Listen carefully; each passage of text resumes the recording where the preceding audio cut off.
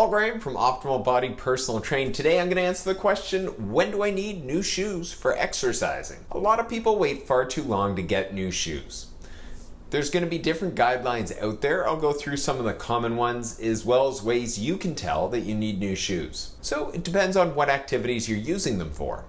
If you're using them for running, 300 to 500 miles seems to be the standard go-to for when it's time to replace them. For strength training, if you're doing weights or other types of workouts like that, where there's not as much impact, I've seen estimates around 40 to 60 hours is the lifetime for the shoe.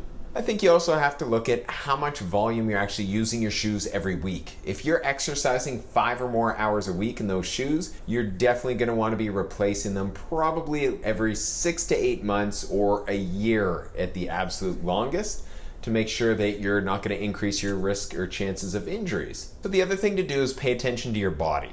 A few things to look at are your feet hurting? Or do you start noticing you're getting other weird aches and pains that you feel kind of come out of nowhere? This could potentially be related to needing new shoes. Are the soles of your shoe, especially towards the middle, starting to wear down? This is again another big indicator it's time to replace them. At the end of the day, I would say if you're thinking you might need new shoes, you should probably err on the safe side and get a new pair.